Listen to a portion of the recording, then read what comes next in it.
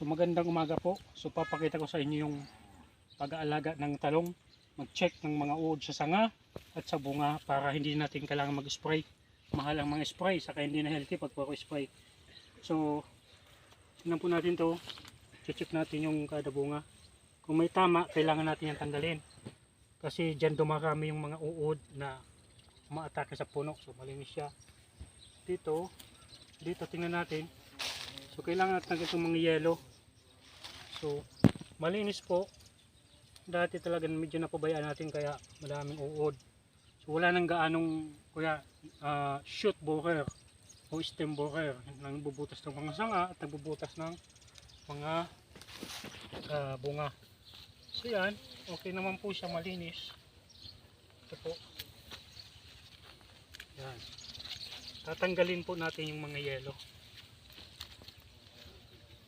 Nakakatulong po yun sa talong. Para yung nutrients diretso na sa bunga. Yan, may mga bulaklak na po siya. So kita niyo po.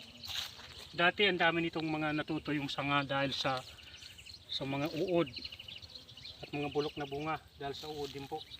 So ito lang, simple lang ginagawa natin. Kasi mas mahal ang spray. At sabi ko nga hindi na healthy. Makita niyo po ito, okay naman siya. Hindi siya kahabaan kasi native ito. Ito mga yelong dahon. So yan po, simple lang naman ang ginagawa ko. Routine. Para tingnan natin kung makita tayo may uod. Ito may tuyo. Ito, napit natin ang camera para makita na. Ito yung nadali ng dati ng uod. Tatanggalin natin yan. So maganda yan sa puno. Ito. So okay lang, maganda ngayon siya. Wala, hindi na siya sildam na lang po o bihira lang makikita ng inuud dahil sa alagang ganito po. Yan, malinaw. So wala tayong makita may uod. Yan. Ito po, pakita ko po sa inyo. Ito dati inuud po ito. So iwan lang natin kung nakalabas. Wala naman. Ayan o. Ayan po. Hindi siya nakalabas. Yan. May uod po siya sa loob. Kung titingnan nyo po. So kailangan po natin itong alisin. Kasi kung titingnan nyo, akala nyo okay lang yung talong pero sa loob may uod. So dumakami ang uod dyan. Yun ang base sa obserbasyon ko. Doon dumadaman. Kailangan po natin tanggalin o patayin yung uod. So yan po. Simple lang. Para ma-maintain natin yung kagandahan ng talong.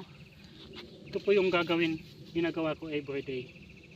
So yan.